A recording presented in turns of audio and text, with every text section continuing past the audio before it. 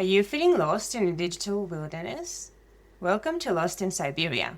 We are your guide to navigating the world of cyberspace. So whether you're a tech enthusiast or you're looking to land your first job in InfoSec, we're here to break things down into bite-sized pieces so that you don't have to.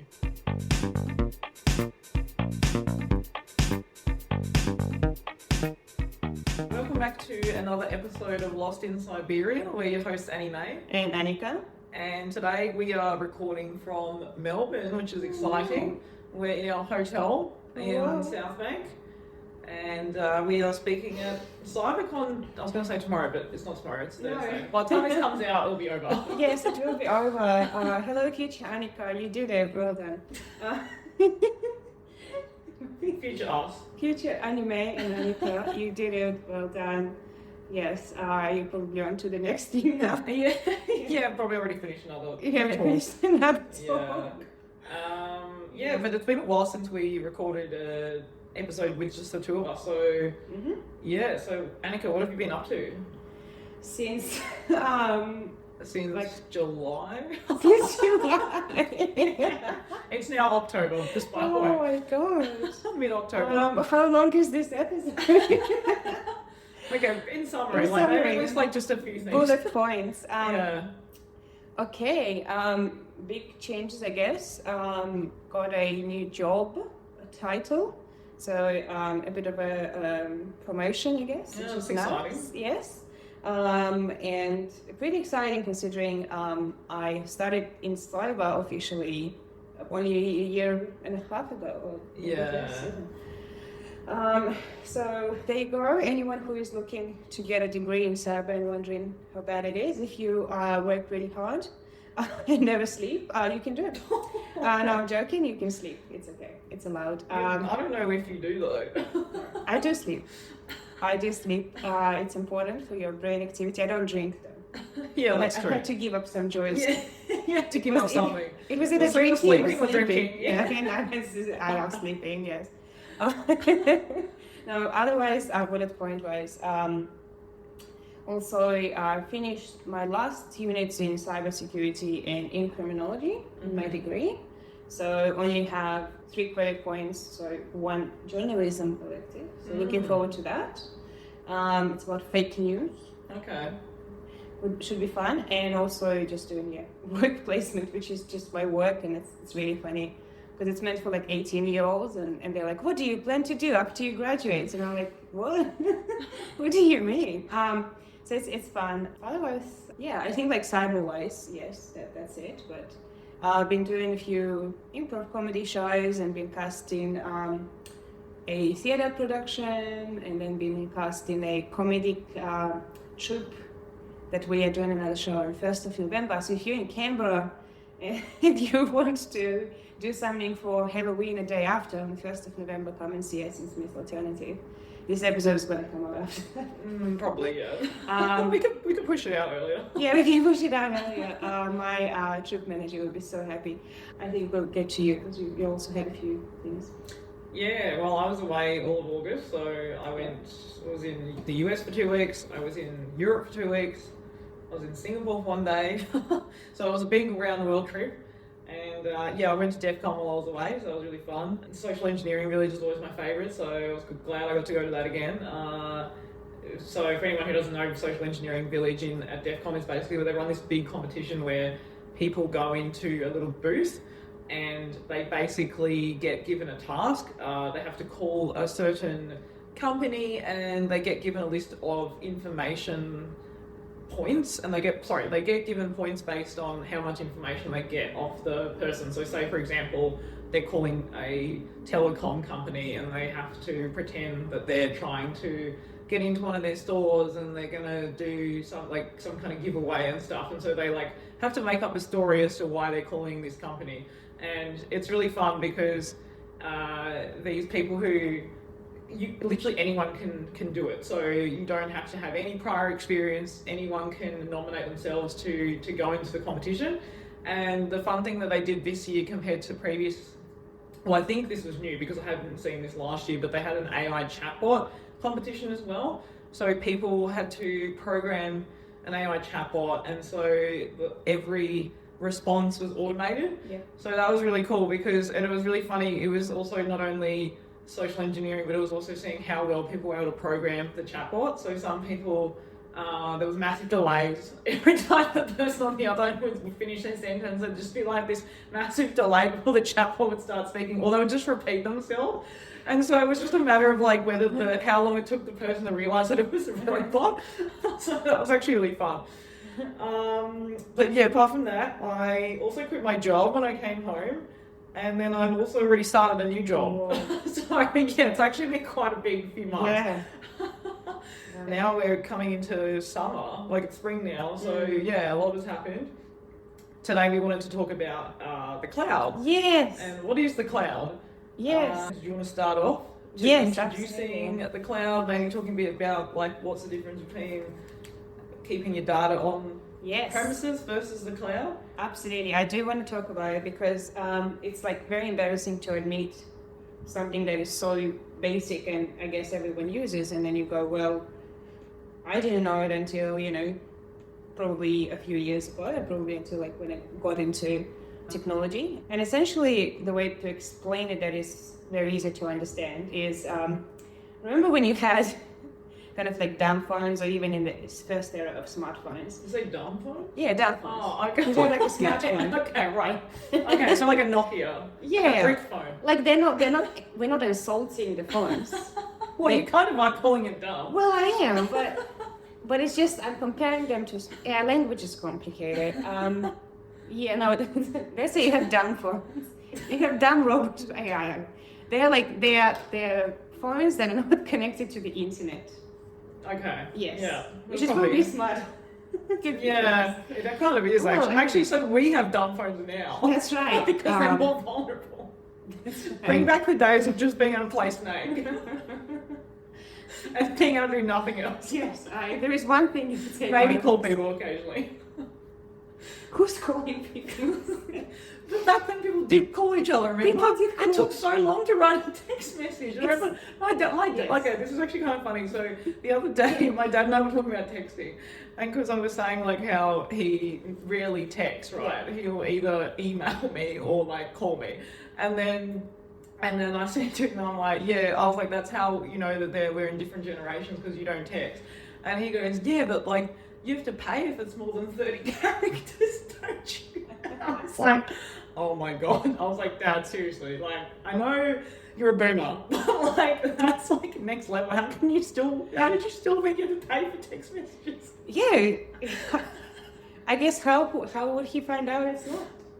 That's true. No, I think like my mom, and I love her so much, and she's probably going to be listening to this, so I'm saying this with the most love and appreciation, but sometimes when she goes on Facebook, I'm like very scared because I'm like, you can't believe half of the stuff in there, especially with AI generated things. Yeah. But back to the cloud. Yeah, right. Back to dumb phones. Back to phones that are not connected to the internet. Official definition. And we had then the era of iPhones and I guess smartphones that were connected to the internet, but were not connected to the cloud, and you had to, let's say you took a lot of photos, and we took photos of everything those days, and we would upload all of them to Facebook. Not only on our phones, on our digital cameras. Again, like, thank God they weren't connected to the internet. Yeah, there you go, digital camera, that's a brilliant example. You have photos on your digital cameras, and you only have 32 gigs or whatever of memory. I don't remember how much this is. This seems like a lot. We had like an MP3. It seemed like a lot of the time. It was just like an MP3 player or an MP4 player, and you had to delete songs in order to get new songs in. So you had like a really hard choice between Party in the USA and and Justin Bieber. Yeah, baby. Justin Bieber. And you're like, if only. I could have both. Okay, no less dos. That's right. And this is how the cloud was born, essentially. Well, that's not the primary reason. Yeah, I don't think someone's just like, I really wish I could listen to Hilary Duff and Justin Bieber at the same time. Yes, yes, I really, yeah. or Miley Cyrus, whatever. But yeah, well, I mean, like somebody who was famous then and is famous now, and so like Hilary Duff, I think, is putting out a new album. I heard that too. I'm so She's excited. making a comeback. Yeah. Boyer. Yes, I love Hilary Duff. Yeah, so. Yeah, I'm very excited. Like, I'm not joking. And she's had like 3 kids or something. She So I was did. just like, because I was like, where has she been? And then I was like, Yeah. and she had this whole family. I was like, oh, okay, makes sense. And she was in this show Younger, like as well. Oh, was she? Yeah. Oh, that's why she was like the boss or something, wasn't she? Yeah, She like she made was. like a guest appearance. Well, yeah, I think she was. She wasn't in the whole series, though, was she? I don't know. I haven't seen the whole series. Oh, okay. I'm pretty sure because I watched it, but it was a long time ago. Yeah. Anyway, so the cloud essentially said, hey, well, you're connected to the internet, and so you will have access to our services. So why don't we provide you with a service that will give you as much memory as you need in order for you to store your photos, to store your files, your essays, and so also nothing disappears. Because remember, I don't know, some of you may have done uni in days where clouds didn't exist, and you had to make sure that you have saved everything, because otherwise... Oh my god, yeah, remember the days when you would write your whole assignment and then Yeah. you forget to save and the computer would die? Absolutely. How scary that was was rough. that? That was rough. So this is probably a better use case to say yes. And also remember the days when you worked in a spreadsheet, an Excel spreadsheet, and then you were like, if only my colleague could be here physically and we could make changes together to the spreadsheet and I could get the input rather than us sending it via email. You didn't have to have like version 7.6. Final. Definitely final. Final brackets. Yes. Final Version 1. Yeah, so... Those are the guys. Yeah, so there are many use cases like this. So collaborating with the cloud and whiteboard sessions became, possible and enabled for this technology. But essentially what it is, it's not a literal cloud in the sky. So myth busting time. It's not a cloud in the sky. It has nothing to do with weather or rain or anything like that. Yeah, it's not literally It's in not the sky. literally in the sky. Yeah. Although it'd be kind of cool if it was. I know, right? But what do you do on a non-cloudy day? How do you access your data? And when it's raining, That's a terrible dad joke. I love it. That jokes are my favorite. We're gonna put sound effects in. Yeah. We have a pot. Okay, for anyone who's like very, yeah, our tripod that our camera's sitting on right now is literally sitting on a pot, like a cooking pot. This is like life content creating, right? I'm just gonna DIY. Yeah, and everything. So unfortunately, cloud is not as exciting as being in the sky or anything like that. It's just really, really big servers and data centers based in many locations and owned by giants like AWS, so Amazon Web Services, Google Cloud, and Azure, Microsoft. So Azure is like the cloud name for like Microsoft, which is Microsoft has a lot of different products and then they continue renaming them. Like AD, So frustrating. AID, and then you're like, wait, Yeah. which version are we up to? Yeah. Even you can never keep up with what they're calling this. I don't know why they keep renaming the same product. I'm like, I get if you have to bring in a new product and have a new name for that. But also, what's up with AWS's product names? Have you seen like Amazon Beanstalk and all this stuff? Like, yes, where do they come up with these names? I think that they have something called Kendra, which is like to deploy AI chatbots. Yeah, and then they've also got Amazon Bedrock, which is like where you can like pick what LLMs you want to use and stuff. Well, they may have like a team in AWS that is responsible for name creating. Yeah. Oh, there's also Party Rock. You see Party Rock? Every time I hear Party Rock, it just makes me think of that LMFAO song. Sorry for Party Rock. Whoa. Every day I shuffle songs on my MP3. Yeah, but it's actually quite a cool product. So it's actually easy for anyone to go on there and use, and it's like it's just a website, and basically you can build your own AI product. So it's not like to sell, but like just like a fun thing. So say if you were like, hey, I want to generate content creation ideas, and you can give it like you put in like 3 inputs, and then it just like creates it for you, and then so you go, Yeah. oh, I need a content creation idea for a video on bottled water or something, and then it just like spits it out for you. Yeah. Hey, like bottled water makes a lot of money. No, I know it's great. Anyway. Yeah. So these are the big kind of like players, like the giants, but there are all these like smaller cloud providers as well. And so, for example, what happens now, I don't know if anyone has an MP3 now, but let's say your digital camera is on your phone, and so is your player, and so is everything. You, instead of your account on your phone, your iCloud account, for example, which has, or Apple, obviously, Apple Cloud, one of the bigger iCloud, that's right.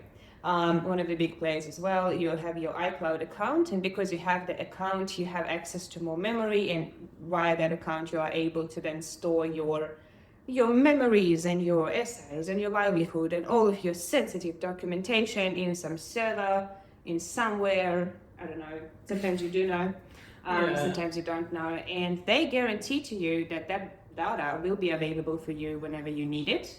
And also you may need more memory or less memory, and so on and so forth.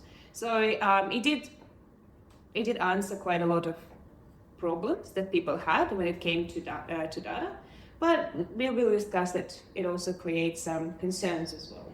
Yeah, and I think like leading on from what you said about it, eventually you may need more storage. Yes. And I think that's a problem that a lot of people will be facing. It was funny because the other day when we were doing a conference talk at PAX, the gaming conference, someone on our panel was said that she was going to give her phone to someone to take some photos of us, and then she's like, oh, I just need to delete some apps off my phone because I don't have enough storage. And I was like, yeah, you're not paying for any cloud services, are you? And she's like, nah. Yeah. And then someone pointed out, because I think she deleted like Spotify or something, and then they were like, wait, you know that a photo probably has more memory than like the whole Spotify app? Because Spotify actually doesn't take up that much space. Unless you have like a lot of songs saved, downloaded within Spotify, then it can become a lot more storage. That's right. Yeah. Or what we call on-prem. Yeah. Yes, offline, essentially. Yeah. Yes. It's not necessarily offline, but it's like you have to look after it yourself. Yes, whereas you manage it. you're not outsourcing it to somebody else. Yes. And like it's available to you, I guess, offline, so you don't need to go to, you don't have to have you still have an account to access it, I guess. Yeah. Yeah. But generally you're hiring your own staff Yes. to manage all your data, whereas if you're just paying Microsoft or Amazon or whoever or Apple to look after your stuff, you assume that they are protecting it. You assume, protecting it, that they, Well, what happened? Making it available. But I think we spoke about this recently, that there have been some instances where some of these big companies have spilled some of this data, unintentionally, obviously, not on purpose, but I guess like also maybe we should talk about why is the cloud not insecure in itself, but what are the reasons why it can be, why can people actually able to attack it? Yeah. Do you want to start with explaining how you have private and shared clouds and the way that so that's a good point. So say for example at the Australian government, each department will have their own cloud environment, but they're not like, for example, like if I'm storing all my iCloud stuff, like I don't have my own version, right? Like I'm just sharing that, which is why I get it at a cheaper price. Whereas the Australian government will, say an individual department will have their own private cloud environment, and because of the classification of data, then they will have different environments for that specific type of data. So you might have one environment that has protected up to protected level, then you could have secret, top secret. Although I don't know if top secret they'd be really using the cloud. Yeah, and what will be like the justification of cost benefit analysis and risk analysis for that, and saying. But I guess that's also a good point because then that's why they wouldn't use the cloud, right? For highly sensitive data like top secret, because of the risk of it leaking. That's right. So they'd rather have that offline. Yes, and why is the risk amplified so much when we put it on the cloud is obviously like when you have your digital camera. I mean, you can give it to your Aunt Cheryl and say, hey, Aunt Cheryl, look after my digital camera. Yeah. And she may go and she may look at your photos. And that's okay. Or she may lose your digital camera, right? But here you have a whole team looking after your data. And then we need to talk about access as well. And a lot of people potentially could access your data, and you may know about it or you may not, depending whether you read your end user license agreement. And these people may be located anywhere. So when we're talking about sensitive information, obviously there are a lot of regulations, not just in government, right? We're talking about the Privacy Act and your health information and stuff like that. So if you upload, I don't know, your Medicare card online, or you're scanning your bill from your doctor, and because you want to upload it onto your insurance provider, who is also hosting all this data on the cloud, which is considered to be some of it health information, then technically there are certain sovereignty requirements. So you have somebody, for example, only from Australia or the 5 countries like New Zealand, UK, Canada, and US and Australia that can only look at that. But obviously what's happening now a lot is that there is a lot of outsourcing happening, and these cloud providers, they're everywhere to provide the service to people that need it in terms of hosting the sovereignty of the data. So potentially you can have somebody from a country that you've never heard of before in your life, that you don't know their level of security knowledge or their clearances or whatever they have, looking at or not looking, but potentially having access to your private health information. Yeah. And they can do stuff with it. But they can also, of course, mistreat the data, they can lose it. Or they just have like a dodgy form on their website that, you look at it, you take one look at it and you're like, this doesn't look secure. Absolutely. I think for me, like, the first memories of cloud being insecure was like the big iCloud hack of celebrity photos. Oh, yeah. When was that? Oh, like 2015, 2016. Okay, yeah. I feel like it was early days. And obviously quite misogynistic as well, but quite a lot of harm was done. And it was like the nascent, so like the early days of clouds. Obviously they were figuring out security, but security is always being figured out because it's not the other side really, but people who are trying to get the data will continue trying to find ways in.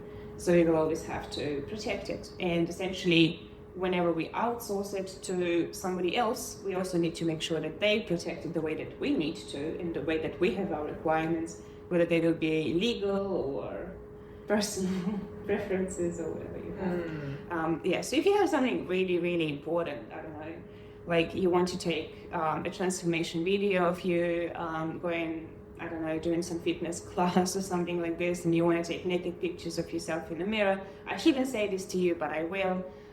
Just maybe don't upload it to the cloud. Yeah. For this particular reason. Yeah. Which is a metaphor also for highly sensitive data regarding national security or anything, state secrets. Yeah.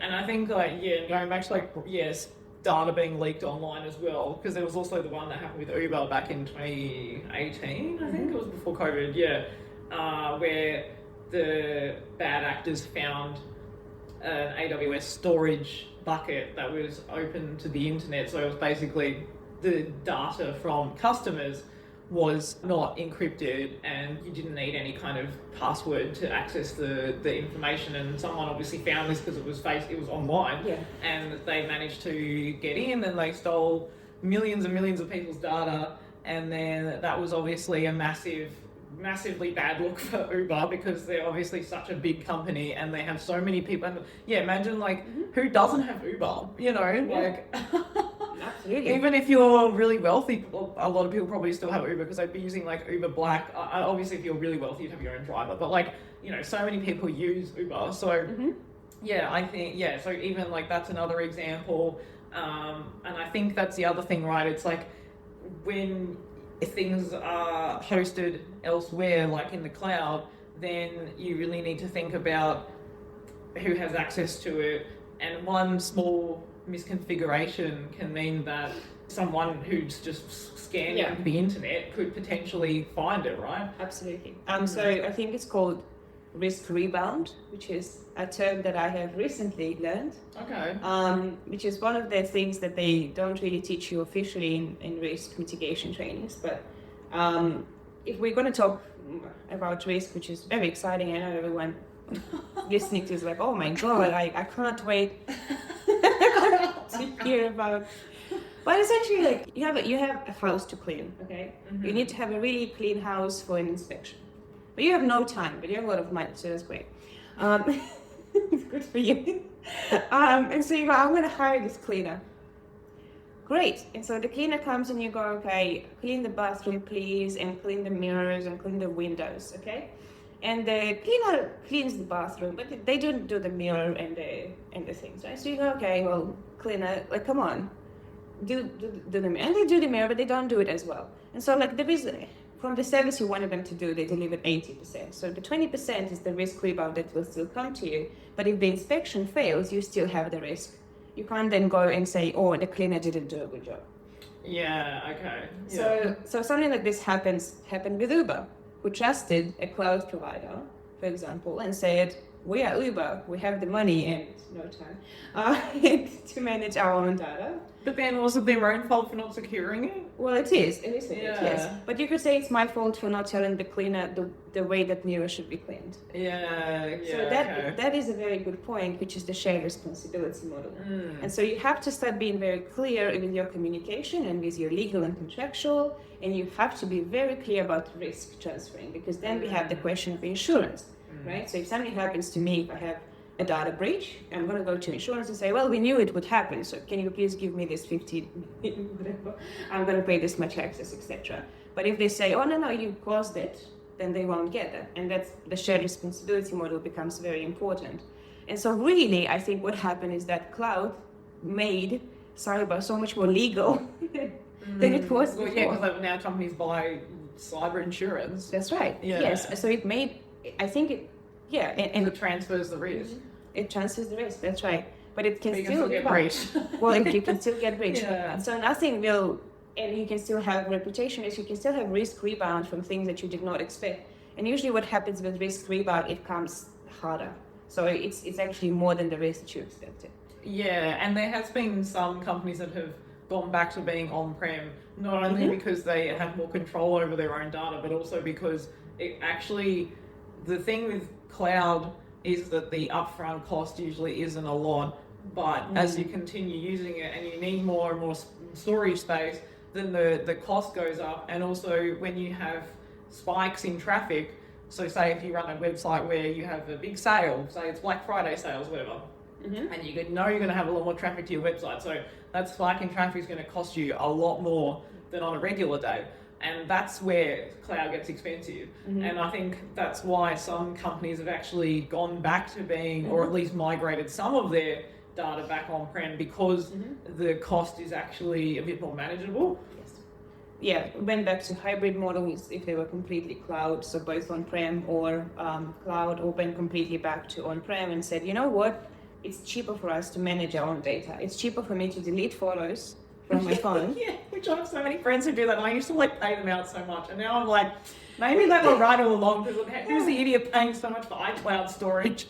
But and this is the thing, right? The way we are going, and it's usually 90% of their photos are of their pets. So they're all just like trying, and then they don't know which photos to delete. You can see the dilemma on their face. It's like, do I want to take more photos, or do I leave more photos of this on my dog? Yeah, it's hard.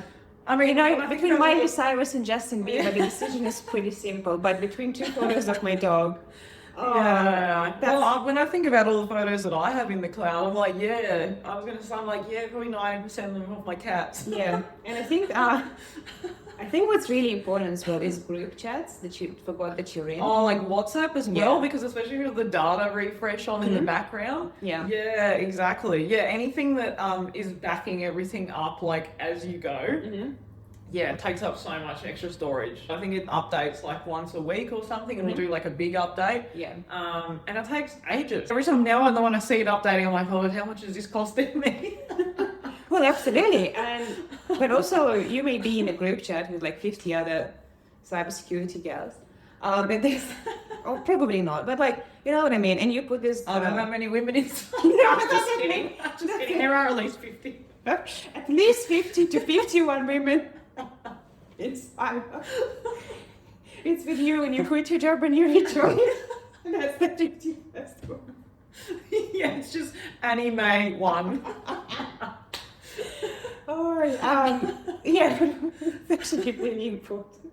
But yeah, when you send photos to your group chat to your friends, and you, I don't know, you send screenshots of messages, or you, I don't know, gifs. Oh my god, gifs take so much space. And then you go and you're like, why do I have all these random photos of the person I have never met in my life? And their husband, and it's in my cloud. Yeah, I've turned off the photo automatic downloads in WhatsApp now, because I'm just like, you go into your album and say, your friend's gone on holiday, and they send you like 50 photos of their holiday, and then you're going through photos, you're like, who are these people? I've never been to Peru.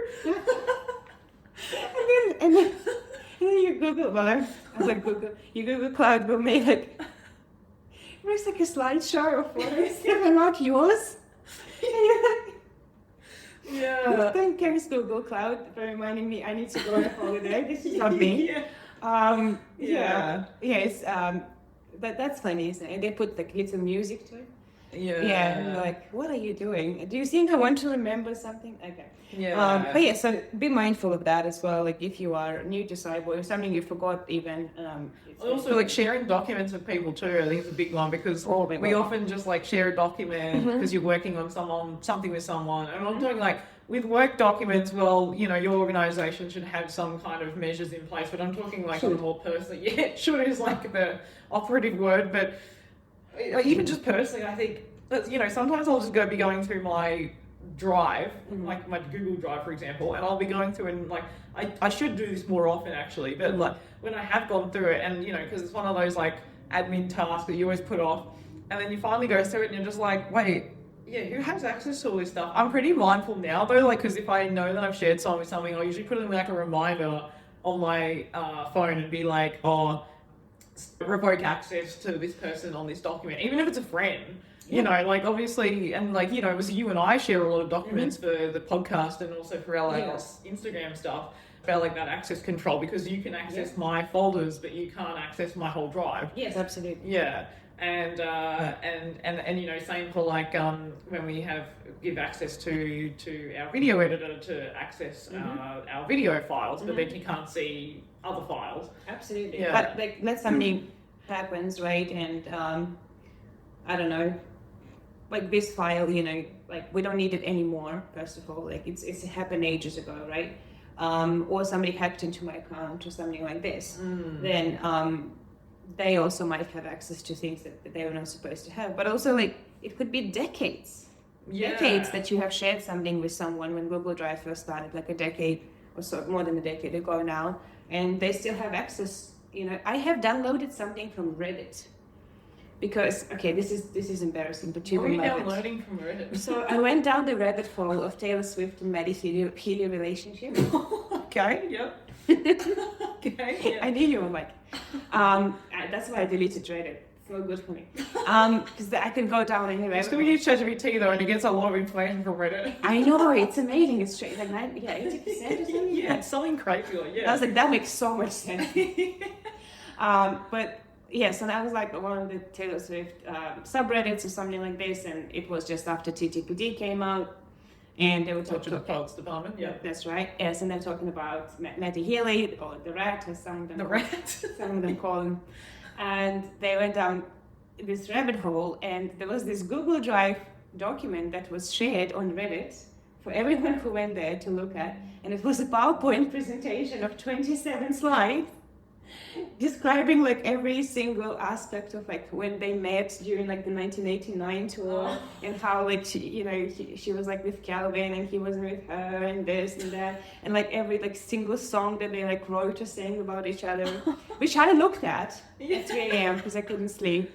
And 4 years later or something like this, or no, probably like less than that now, like 2 years later, right? I looked into my drive and I was like, what is this? Why have a slide deck on Taylor Swift's relationship with Maddie Healy? But also, like, how many people have access to this slide deck? That's so true, because there's probably millions of people who have access to the slide deck. That's the other thing, that's a scary thing too, right? Because it's like, if you wanted to infect, like, say, if, like, the automatic WhatsApp photo download thing. Yeah. Like, what if you just send a malicious file and it automatically downloaded onto, like, 50 people's phones? Yeah. Like, that's actually really scary when you think about it. Yeah, bans from the group chat for it. Yeah, but yeah, it's crazy. But yeah, I think like, what would be your like Yeah. some of your top tips for people on how to keep their own individual cloud environment safe, or even like if they think their work environment's not that safe? Ooh, The sharing files one's obviously a big one. sharing files with work is really crucial. I think it's important to understand where you are saving your files. Yeah. Especially with Microsoft, it's like, hey, I saved your file on the cloud. You're like, yeah, but where? Yeah. And what is it called? Yeah. Always follow the, Yes. the trail. Yeah. What do you call it? The file path? Yes, so you can trail. open the file and you can go to info and it will tell you where the file is located Yeah. and what it's called. And then you can also have version control and it will show you like what changes were made and everything else. And you have on the right corner, because I like see it in front of me, of Microsoft files like Excel and all of the M365 suite, you have manage access. And then you can see if you go to, when you go to share, you can manage access as well. And then you can see who has the read access, so they can just look at it, but they can't edit it, they can't do anything with it. Who has modify, edit, write as well, and who can download in some cases as well. So actually download it onto their own offline version where they can access it. Yeah, in their own managed environment. So this is work-wise, but also it can work with, so this is Microsoft-wise. I think Google probably has them in different places, but it's similar to what you can do. Set reminders for yourself as you do to check personally who you've given access to. And also, as well, if you have an iPhone, what I usually do if I have any sensitive information in my Notes app, I put a lock on it, and then I use my Face ID to be able to unlock it. So I usually do that if, say, like, most of my, I don't do this with passwords and stuff. Obviously, my passwords and stuff are in my password manager, which everyone should have as well. Yes. But that's also in the cloud. But if you're using your Notes app, because again, everything from your Notes app is going to the iCloud as well if you are paying for iCloud. So yeah, I would suggest if you have anything sensitive in your notes, for example, you just might like have a Wi-Fi password or whatever it is that you But have don't. there. Yeah. But if for some reason that you do, at least have a lock on it. Yes, absolutely. Or it could be, I don't know, you've written some really sad poem that you don't want anyone to see. I'd probably lock that as well. Probably. I'll never forget the time I was like reading my Notes app. And you know, just like you've like seen, you don't even know when you wrote it. I think it was like Yes. 4 years ago, and I was like, I opened this Notes app, and I'd written something like, I was like, what is this? And it was like this really depressing thing. I think I'd written something like, when I saw you walking down the street, like I don't even know what it was. It was like really sad and depressing. Yeah, and I read it because I was with some friends, and then I read it out, and I was just like, what the hell? And then I was like, oh, I know what this is. Oh, like these are song lyrics. Because I heard a song and I wanted to download the song when I got home. And they're like, have you not heard of Shazam? Oh. Fair enough. I actually do it a lot. I think with Samsung users, it's called Inkpad. Okay. And you didn't used to connect everything to the cloud, so it's a pretty recent thing. And then I figured it out and it started offering me an option. I said, oh, do you want to put it in a private folder? I'm like, oh, yeah, great. Yeah, but actually, like, I will write ideas or like, yeah, stuff like that. But one good example is like OneNote as well. Yeah. Yeah, because OneNote again backs to the cloud, and if you're just like somewhere in a meeting and you're like scribbling something, I hate you- OneNote. Sorry, I just hate that app. It's like, I mean, like, I read a lot of Microsoft apps, but OneNote is so bad. yeah, okay, so Like, Teams, like, Outlook and stuff, like, sure, OneNote, I get love their it function, serious. but yeah, like, Yeah. OneNote, no. Like, if you don't take, you may as well just have a Microsoft Word document open and take notes. you could, but I wouldn't. OneNote is better than Word. At least I can like OneNote is not Is it customizable. If you're trying to move a table in Word or anything, if you're trying to move Yeah, anything, that's true. yeah, OneNote at least you can move things. Yeah, I usually use like other apps, so like I've used like Evernote or like other different applications. Yeah, or just like a text edit thing if I don't need it to look pretty. Yeah, I think OneNote has like shortcuts as well. So if you go like Control 1, it creates a tick box. Okay. And Control. It's sad that you know that. So yeah, I love OneNote. OneNote, you can set up a template. OneNote tips. You can create your own template. I could do a talk on this. No, I couldn't do it. I could do. Yeah, but that's why things like Notion are better though. Notion is great. Yeah, absolutely. I love Notion, but again, they're putting a lot of AI as well onto Notion. Yeah. Which I think slows it down a bit. Then I get it, like why they do it. And like I love Notion, but I rate Notion above OneNote. Yeah, I hope so. But if in my work, for example, I can't use Notion, I have offered to the organization to procure it many times. Yeah. But they're like, no, we use one. I was like, yeah, no worries. I'm going to study everything about OneNote and see how I can use it to my own advantage. And it's workable. It's better than Teams. Teams is like. Oh yeah, I think there's like a feature in. Okay, we're going a bit off topic now. Yeah. But yeah, anyway. Creating Microsoft products. Yeah. Start now. OneNote below. Don't use OneNote. Everything. Well, and I say so like 50%. Yes. Teams bank. Yeah. Okay. What other tips? I think like also if you can, because I think what also happens with the cloud, and it's very easy, is like expanding your attack surface, right? And it's like any other kind of like with any other technology. You go from like having iCloud and that's your only cloud environment, and then but you're like, some people don't have Apple's phones, and then you're like, oh okay, I'll use Google. Then suddenly you're using Google Drive, and then you're using iCloud, then you're using OneDrive. like Azure for something, and then OneDrive, like and then it's like before you know it, you're using like paying for like 5 or 6 different cloud services, which like you only use like a little bit of each one. So I think like also, and that just like also just makes it harder to control from a security perspective. So I think like also just trying to only use the things that you really need, and if you really need to use something, like maybe suggest another alternative, like just try and lessen your attack surface. Yeah, absolutely. This is a very good point, because I have OneDrive and I have Google. Because like we use a lot of Google, and then I use OneDrive for university, and so I have like a university. And then we also use Notion. Work, and we use Notion. So and I have iCloud. Yes, and it's app simplification process, and it's good to do for businesses, but also individually as well, obviously. And I think like some businesses can start quite quickly, like small businesses, and then you can be like, oh, I'm just going to build an app and I'm just going to host it on some cloud. They go have a really good cheap deal, right? Yeah, we should also talk about like AI as well, and like how that's also making, because that's in the cloud, and how that affects the security of cloud too. Yeah, we should also talk about that. Do we have time to talk about that? I mean, that is a pretty big area, but it's a very big area. I think like also let's just talk about it briefly, like in terms of like ChatGPT, which is what most people use, right? Yes, absolutely. Every time, like I think the important thing is a lot of people don't know that you can actually opt out of OpenAI taking a lot of your data that you're putting in, and especially if you're asking. So in the right-hand corner, you go to settings, and you go to opt out. Yes. Yeah. So everyone go do that if you haven't done that already. Yes. If for some reason you're sharing, because you have a share option, you can share the chat. If you're sharing and you don't know about it, please don't. And also, I would say the same as well. If you have any IoT or Internet of Things devices that you can opt out of sharing the data with, so I'm talking about things like Google Home, Alexa, well, so many things like light bulbs, smart toasters, smart fridges, like smart aquariums, Bluetooth, toothbrushes, Bluetooth enabled shoes. No, why? Why? No, I'm serious. I understood toothbrushes when someone explained it to me, because it's like, it's checking how much of the mouse you have covered, and creates that. Oh, by the way, they also sell all this data to insurance, of course.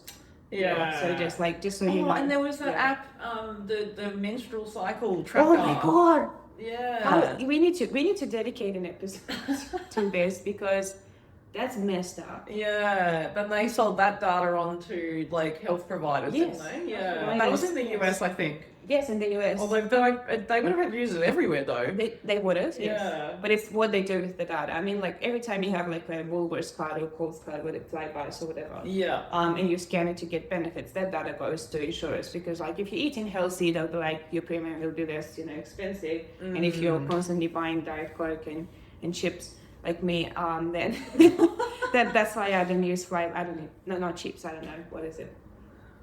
I don't know, what do you eat? I don't know, celery sticks, Diet Coke and celery sticks. No, it's a weird combo. Disgusting. Just imagine someone dipping their celery stick into their Diet Coke. No, oh my god. It's going to sound like celery sticks and hummus. Now that's a delicious That is combination. delicious combination.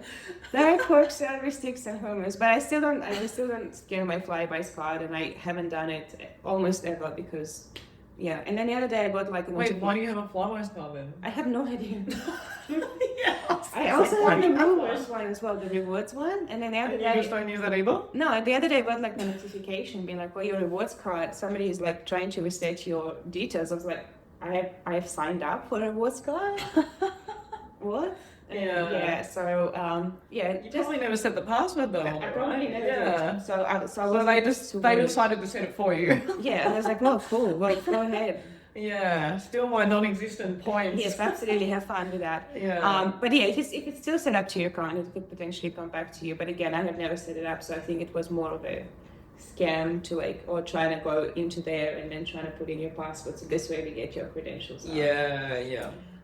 Which was very interesting. And I tried to call Woolworths and report it, but they put me on such a long hold. It's just and I was like, yeah, maybe I should do it one day. I'll come back to it. But yeah, so for example, things like that, I think IoT is very important, Internet of Things. If you don't have to connect things to the cloud, don't. But cameras is very important, and like robovacs and anything that constantly collects data of your house, Yeah. your children, your pets, Baby your monitors, pet baby, monitors, baby, yeah. absolutely. All of that is being uploaded to the cloud. Well, there's been a lot of cases of it being breached because the security measures of it are pretty low. Yeah. I actually spoke about IoT devices at PAX, because we were about online safety, and Yeah. I made the example that I have an automatic cat litter box in my house, but it's not connected to the internet. Mhm. So it's like you can still use Yeah. the functions of it without it actually sending all your data, Yeah, probably to China. probably. So yeah, you can just have it running, but just don't have it connected to your phone. I also have a dash cam in my car that I've never turned on, like to the internet. Like if it has an SD card, it films everything. I don't need it to do anything else. Like that's literally all I need it Yeah, for. keep it on prem. If you can keep it, if you don't have to connect it to the cloud, so you don't have to have it on your phone to access it from another location, which I would argue in most cases you don't. Yeah. Like, okay, so if you're remote, like if you want to see if somebody like has broken into your house and this way you're accessing the camera. Or in my case, Yes. I want to know when my cat goes to the toilet. Yes, all that. Absolutely. And that makes sense to me. But again, when you come back home, you can turn it off. It doesn't need to be on then. Yeah, it's not be on all the time. Yes, yeah. it doesn't have to be on all the time. So limit that. And it's just the awareness bit. And as you become more aware of the things in your environment that potentially can have a way to hurt you and harm you and your loved ones. It may not just be you, but you know, your cat becomes famous on the internet, and they did not want that kind of fame. I don't know. I feel like some cats wouldn't mind. I feel like they're going in. Yeah. But your baby, on the other hand, like Baby. why not? But, yes, absolutely. And this is like we're laughing at this, but these are very, very important things. Yeah, like people bad actors literally do log into unsecured baby monitor devices and can like literally watch your child. Yeah, Like, it's scary. Yeah. Or like with the rubber bag, the one that you sent to me the other day. The lady that was on the The toilet. lady that was on the toilet, Yeah. and they were using this data to train AI Yes. without telling their customers. So when you sign up to a cloud service, you buy a rubber bag. They're really good ones. Well, this was a really good trusted brand, I believe, and they didn't essentially implicitly tell their clients that they were going to use the data that goes into the cloud to train their AI. And so it's not just that this lady, and that's why they could share, that's why they could find this lady being on the toilet, but that was also used to train their AI models. Yeah. So the rabbit hole goes deeper and deeper, and the way to shut it off is to not connect to the cloud when you don't need to, because it is useful, it is helpful, it has use cases that it needs to answer, but it's not useful all the time. No. That's probably a good place to end it. Yeah, I was egging it. Yeah. I was like, Yeah. Throwing it all in, yes, Yeah. choose between Justin and Miley. Come on, just just one. You can do this. I don't know, that's actually pretty hard because I like both of them. I'll choose Miley, I think. Oh really? It's No. just baby I feel milk. like I probably actually if you're talking about now versus before, I think before I would have chosen. I like Justin Bieber's older music. I like Yeah. Miley Cyrus's newer stuff. better. Oh, okay, that's fair enough. Yeah. Yeah, between Party in the USA and okay, that's fair enough. I mean, that was a good song. It is a but good I feel song, like though. she has actually matured with age. She has. Whereas I feel like I actually prefer Justin Bieber back in the day when he was like, when he was just starting out, you know. Yeah. Just got his foot in the door. Yeah. Beauty and the Beast or whatever. Yeah. Beauty and a Beast. Isn't it Beauty and the Beast? I don't know much about Justin Bieber. Yeah, clearly.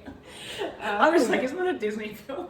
But his song was very similar to the title of the Disney film. That's right. Yeah. Anyway, okay. Yeah. All right, cool. Well, thank you everyone for tuning into this episode of Lost in Cyberia. And we will get you next time. Bye. Bye. Cool. Wow, getting cold.